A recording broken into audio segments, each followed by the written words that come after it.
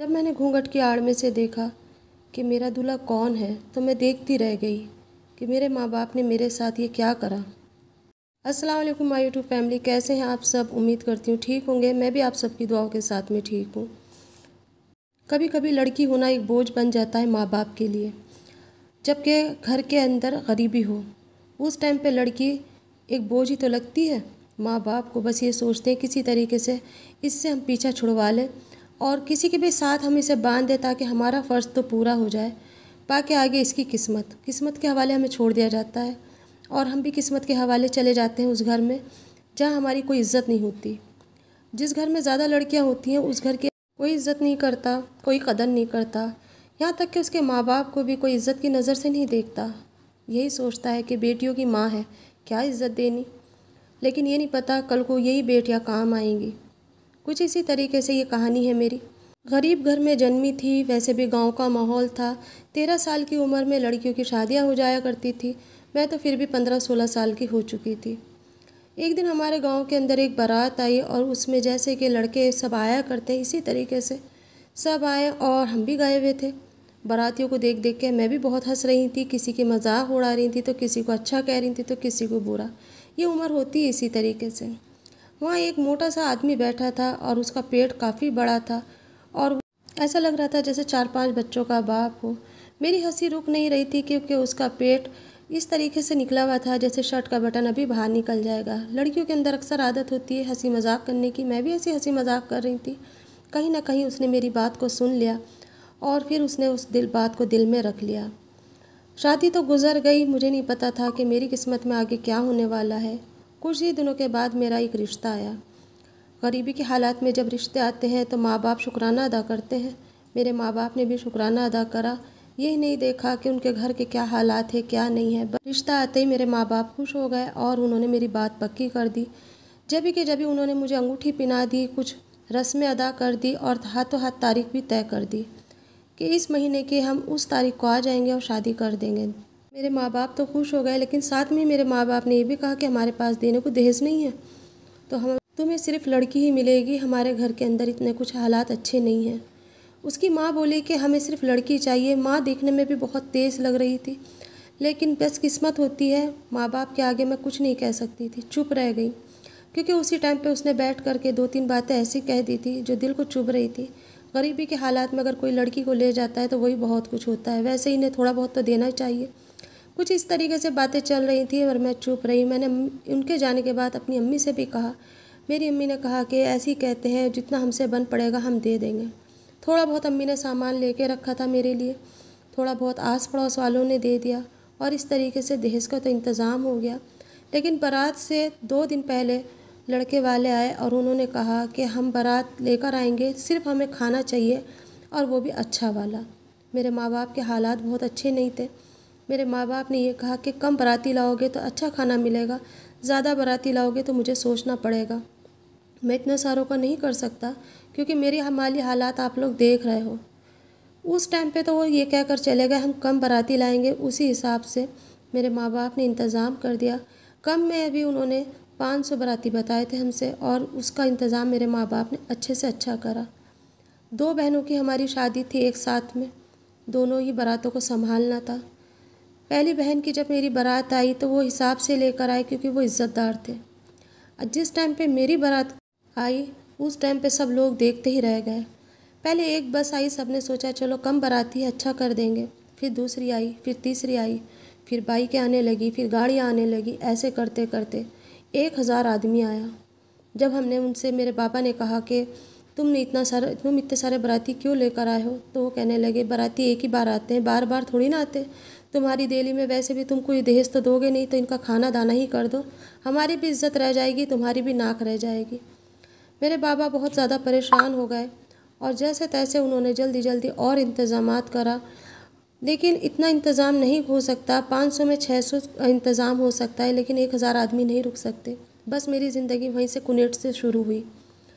जैसे तैसे विदागी हुई, विदागी होकर के हम घर गए। जैसे ही मैं घर जाकर उतरी, सबसे पहले मैंने ये बात सुनी, हमारी तो बहुत बेइज्जती हो गई, बारातियों को खाना कम पड़ गया।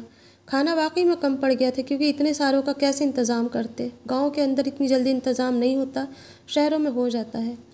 दूसरी बार उसकी माँ ने कहा मुझसे आकर के कि तेरे बाप को पता नहीं था, तेरी माँ को पता नहीं था, और एक सिर के ऊपर जैसे कि कोई हाथ मारता है ज़ोर से, इस तरीके से मारा। मैं भी जब भी चुप हो गई। रात हुई, रात में मेरे शौहर ने मुझे बहुत बातें सुनाई। मुंह दिखाई तो क्या होती, मैं कुछ समझ नहीं पा रही थी कि ये कैसा माहौल है, क्या है।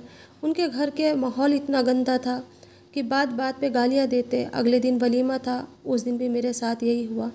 वलीमे में लड़कियां अपनी माँ के यहाँ जाती हैं, उन्होंने साफ मना कर दिया, बेटी ब्याह दी है, अब ये यहीं रहेगी, कल तुमने हमारी बेइज्जती करी थी, आज हम करेंगे। उन्होंने मेरे घर वालों को खाने को नहीं पूछा। पूरा दिन मेरे घर वाले ऐसे ही बैठे रहे। जब आने का टाइम हुआ, जब खाना उन्होंने दिया, वो भी दुनिया भर की बातें सुना करके, मैं जब भी खामोश रही। इसी तरीके से जुल्मों का शिकार होती रही और जुल्म शुरू हो गए थे। वहीं से मेरी ज़िंदगी बर्बाद हो गई। मैं दिखने वाले में खूबसूरत थी, अच्छी थी, बस एक घर तो गरीब था, उसके ऊपर से वो मुझे ऐब लगाने लगे। मेरे देवर से अगर मैं बात करती तो वो मुझे गलत निगाह से देखने लगे। देवर भी फ़ायदा उठाना चाहते थे क्योंकि मैं गरीब घर से थी। उन्होंने भी यही सोच लिया था, गरीब घर की है, इसकी आवाज़ को हम बंद कर देंगे। लेकिन मैं उनमें से नहीं थी। मैं इज़्ज़त की भूखी थी। मैंने शुरू से अपने माँ बाप की इज़्ज़त को अपने आंचल में दबा के रखा था और गांठ बांधी थी, जिससे शादी हुई है उसी से निभाव करूँगी, चाहे गरीब हूँ तो क्या हुआ, इज़्ज़त सबकी होती है। इसी तरीके से कुछ दिनों के बाद में मुझे अल्लाह का हुक्म हुआ और एक प्यारी सी बेटी हुई। उसकी माँ का जुल्म हद से ज़्यादा बढ़ता चला जा रहा था, यहाँ तक कि वो मारा भी करती थी, ससुर भी मारते थे और देवर भी मारते थे। अगर उनकी बात पूरी ना करो तो वो मारते थे, हाथ उठाते थे, लेकिन मेरे शौहर कभी कुछ नहीं कहते थे। कहते थे इनका भी हक़ है, तुम आई इसीलिए हो ताकि तुम इन सबको खुश कर सको। जब मेरी इज़्ज़त की बात आई, मैंने उनसे हमेशा यही कहा कि मैं तुम्हारे निकाह में हूँ, मैं किसी और को गलत नज़र से नहीं देखती और ना ही देखने दूँगी। इसी तरीके से जब मेरी बेटी हो गई, उन्होंने 1.25 महीने पे मुझे भेजा अपने मैके, और फिर इसके बाद में ये कह दिया कि जब तक नहीं आना, जब तक हम नहीं बुलाएंगे। मेरे माँ बाप भी बहुत परेशान थे। 4-5 महीने इंतज़ार करने के बाद मेरे पापा आके मुझे खुद को छोड़कर चले गए। कहा बेटा तुम निभाओ करो, प्यार से रहो, क्या पता ये लोग सुधर जाएं। उनके घर का माहौल बहुत ज़्यादा बेकार था। भले ही घर में खाने को ना हो, लेकिन बाहर इज़्ज़त बहुत थी। उधार ला करके खाना बनाना, उधार ला के खाना, वो उनका रोज़ का नियम था। इन चीज़ों से मैं खिलाफ थी, मैं मना करा करती थी, तो उस बात पे मैं पिटा करती थी। फिर उसके बाद में मेरी बेटी 2 साल की हो गई। उनके जुल्म के शिकार मैं हमेशा होती रही। रात दिन पिटा करती, खाना मिल गया तो खा लिया, नहीं तो कोई नहीं। ना माँ के यहाँ जाने दिया करते थे और ना ही मुझे बाहर निकलने देते। घर ही घर के अंदर मैं रहा करती थी। जब वो मारा करते थे, मेरी आवाज़ें बाहर जाया करती, चीखों की आवाज़ें जब निकलती, आस पड़ोस के लोग आते और उन्हें समझा के चले जाते। 1-2 दिन फिर सही चलता, फिर उसके बाद यही हो जाता। यही देखते देखते वक्त गुजर गया और मेरे गोद में दूसरी बेटी भी हो गई।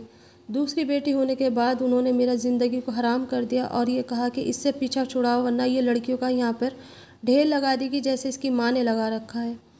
कभी गैस खुला छोड़ देते तो कभी गीज़र खुला छोड़ देते और मैं बचते बचाते जिस तरीके से भी वक्त गुजर रहा था, गुजार रही थी। लेकिन अब मैंने सोच लिया था कि मैं अपने साथ में इतना जुल्म नहीं होने दूंगी। मैं परेशान हो गई हूँ, किस तरीके से इनके जंगल से बाहर निकलूँ। कई बार मैंने निकलने की कोशिश करी, लेकिन निकलने भी नहीं देते थे और जीने भी नहीं देते थे।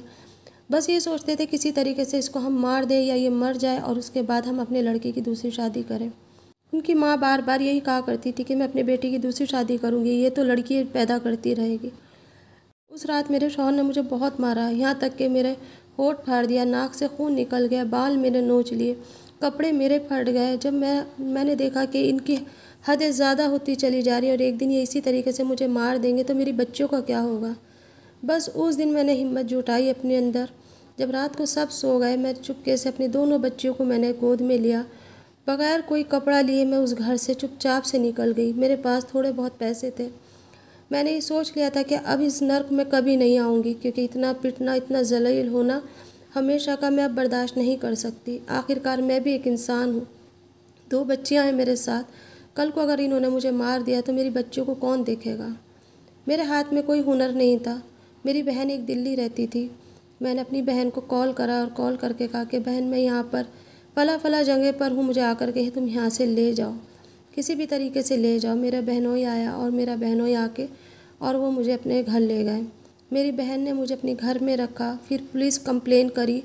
उससे पहले उन्होंने पुलिस कंप्लेन कर दी और ये लिख दिया कि मैं बहुत सारा जेवर और बहुत सारा पैसा लेकर के यहाँ से फ़रार हुई हूँ। लेकिन आस पड़ोस वालों को अल्लाह ने नेकी दी थी। उन्होंने गवाही दी कि नहीं, इनके घर में तो खुद कर्जे वाले आते रहते हैं और उसको बहुत परेशान कर रखा था बहू को, इसीलिए वो यहाँ से निकल के गई है। कुछ लोगों ने मुझे वहाँ पर फ़ोन करा, जब पता चला कि मैं सही हूँ तो उन्होंने मुझे फ़ोन करा, लेकिन मैंने अब ये सोच लिया था कि इसके साथ ज़िंदगी नहीं गुजारनी। उसने वहाँ से मुझे मेरे ऊपर दावा कर दिया और ये कह दिया कि ये बच्चे भी मेरे नहीं हैं। मैंने कहा ठीक है, तुम्हारे बच्चे नहीं हैं, ये मेरे बच्चे हैं, मैं अपने बच्चों को जैसे तैसे भी पालूंगी, पर तुमसे कभी नहीं कहूँगी तुम मुझे खुलासा दे दो। उसने ये कहा कि मैं तुझे कभी ज़िंदगी में खुलासा नहीं दूंगा। आपको यकीन नहीं आएगा, आज तक मैं मुकदमा लड़ रही हूँ, पर आज तक मुझे खुलासा नहीं मिला। ना मेरे बच्चों का उसने मुझे हक ही दिया, ना हिसाब दिया। आज मैं दिल्ली के अंदर नौकरी कर रही हूँ और अपने दोनों बच्चों को पाल रही हूँ, पर उस कैद से तो ठीक